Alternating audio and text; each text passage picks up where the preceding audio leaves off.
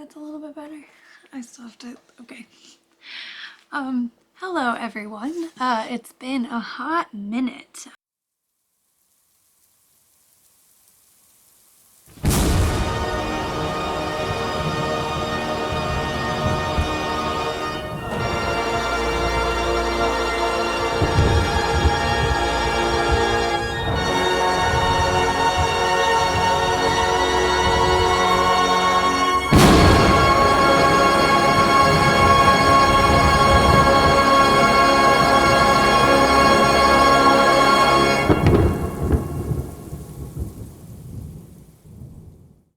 I hit kind of a standstill in this project because I didn't have any sort of binding for my corset, and before I started wearing it often, I really wanted to make sure that it was bound so it didn't start disintegrating before I could finish it off. So anyway, I've been waiting for a while, and yesterday the stuff came in. So I'm getting to resume this several weeks later. It is January 14th, just 12:39. So anyway, I want to show you what I have because it's very exciting. I didn't think that I would be able to find any binding that was close to this color, mostly because it's kind of gray, it's kind of blue, and it's not an easily describable color. So when I was looking online, I was trying to find different types of actual like bias binding or stuff like that, and what I fell upon was actually an assortment of vintage petersham ribbons, and miraculously they worked really well. So let me turn this around. I'm really excited about it. Okay, so I got an assortment of ribbons. There were 5 different colors, and then whoever the seller was decided to throw an extra one, an orange one, in with them, just because they wanted to. So anyway, but look, so I actually get to choose kind of what hue I want to go with.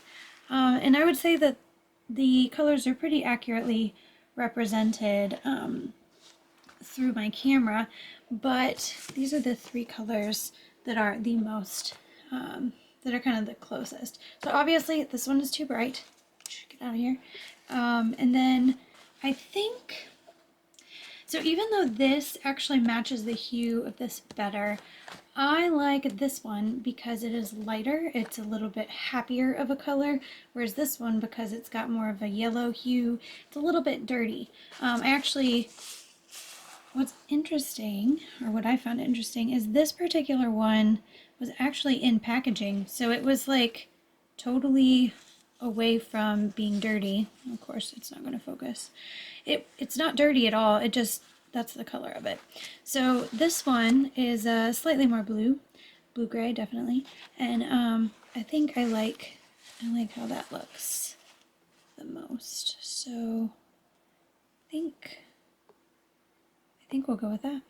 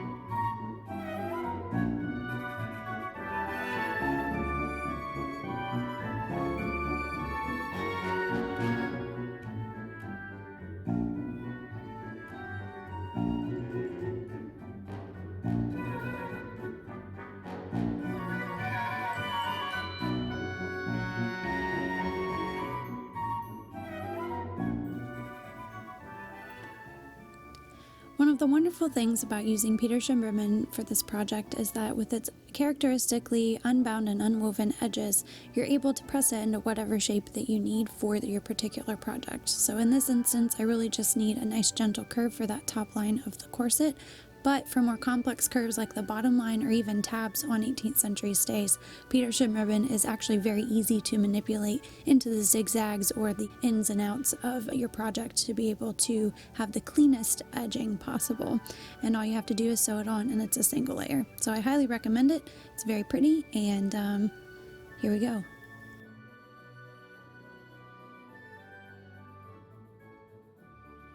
Voila.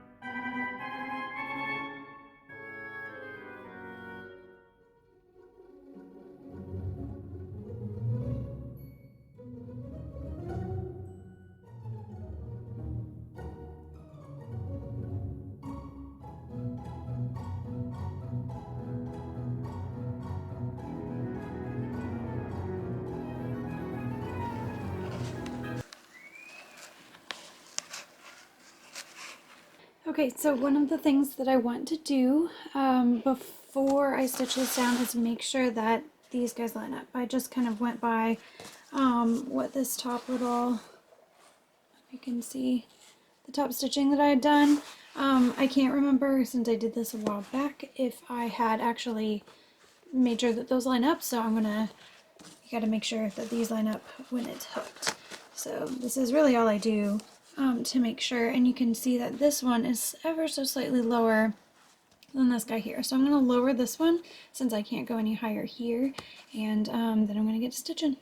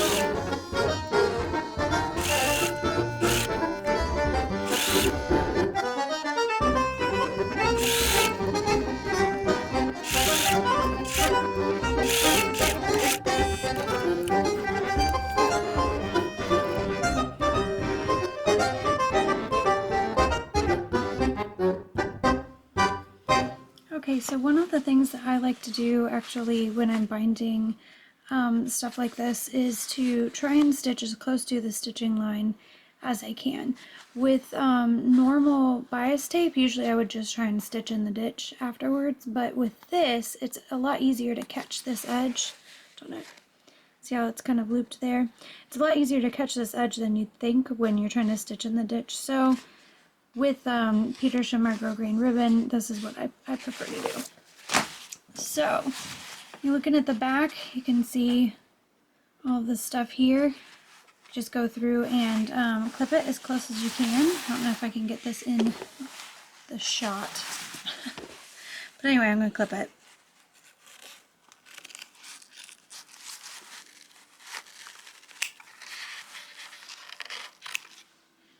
Okay, so now that it's been clipped for this one, this is a little bit long, but I'll probably just keep it there anyway. What I do is I like to fold it over and make sure that this edge, you can see here, and make sure that this edge here is actually overlapping this one a little bit. So let's just clip this a little bit.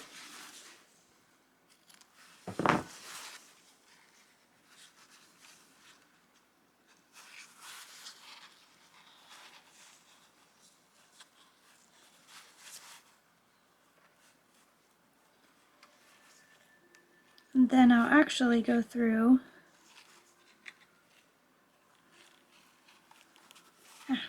and pin all of it. Now,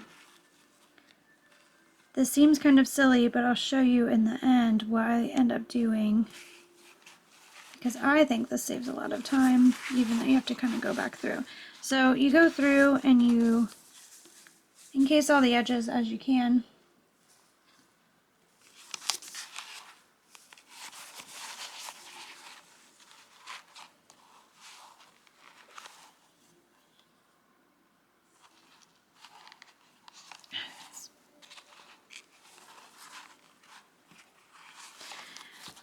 And again, pinning as close to the edge as possible. Then when you come to the other side, you can see here that actually that edge here overlaps. So what ends up happening is you have essentially one stitch line, and then on the back side it overlaps plenty. So that's what I like to do. Creates a really nice finish. Okay. It is, oh, I forgot to look at what time it is. January 14th, 9:03 p.m. It's not the morning. But, yeah, last bit. Hopefully I can finish it. Oh, I don't know. I feel like something horrible is going to go and happen and then totally ruin it all. But, yeah. So, let's get this done.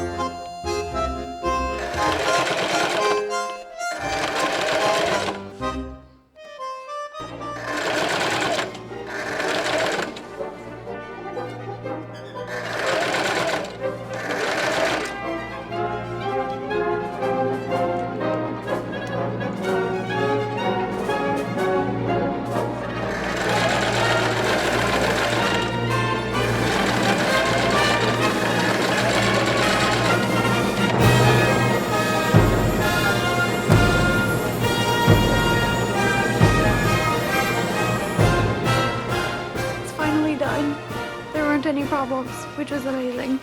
So here, let's take a gander. Ooh. Ah. Look at that pretty binding. This is the only thing that I did that I'm not happy about on the binding. This does not look fabulous, so I'll probably do some picking and zhuzhing, but for now, I think we're good. So we're gonna have a try on. Okay, so when it comes to lacing, what I like to do is for the top bit, I'll find the middle. Here's the middle, and then I'll do a really light knot just to make sure that this middle is not lost. Then from there, I can take the tails and then freely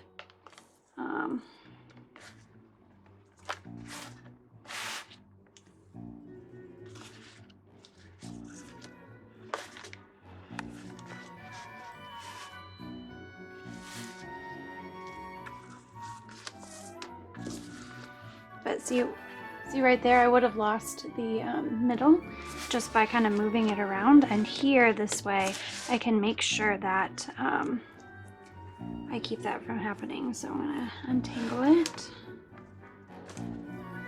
This middle stays middle, and now I can continue.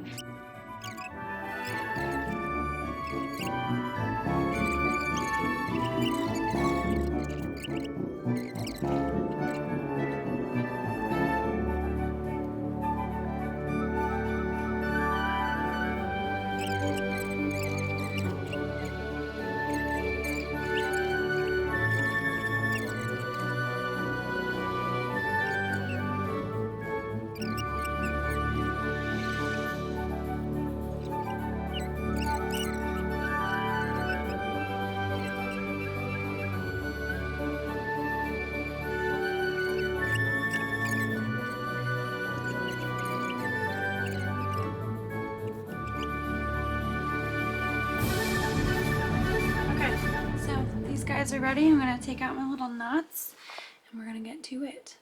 Okay, so before we do anything, I do want to take my measurements, at least my waist measurement, to see where I'm at.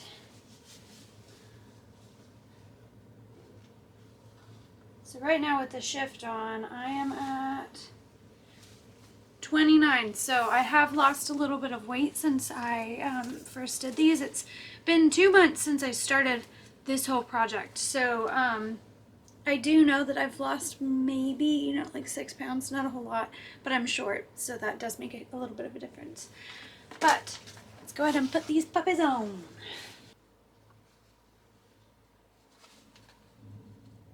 This was so stupid, Amber. Why'd you do this?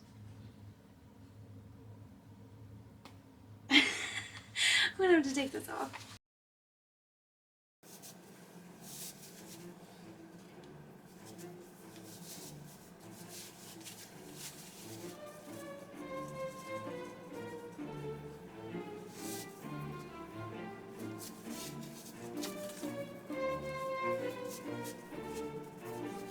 Here's where I can't see anything, so I don't know what I'm doing.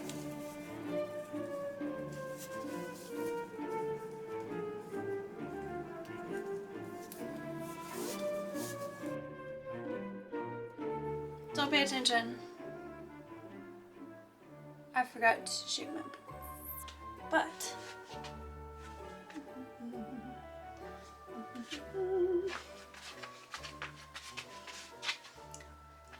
sorry about that. Overall, I'm pretty happy with it.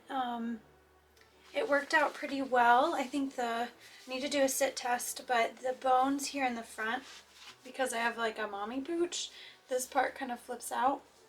But if I'm not mistaken, these are usually to hook to garters, and that will keep the front down and keep it to where my posture is more front laden.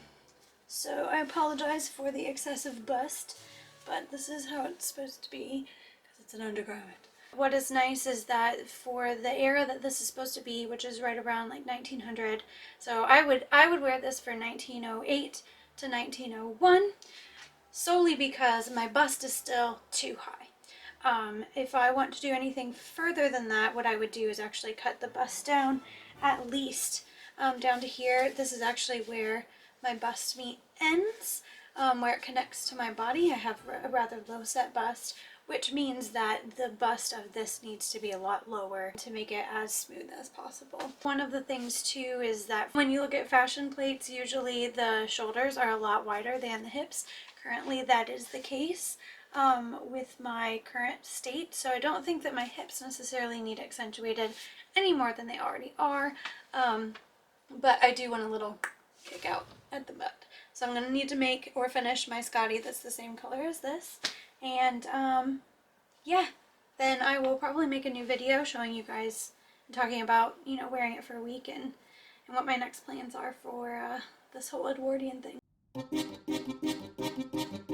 So, I'm done.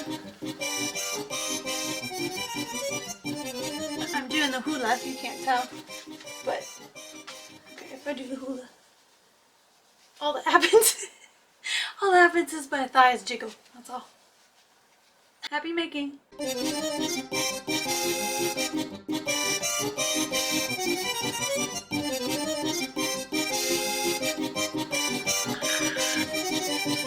Catch you next time. That was awkward. Anyway, I need to get off here. Go take a shower.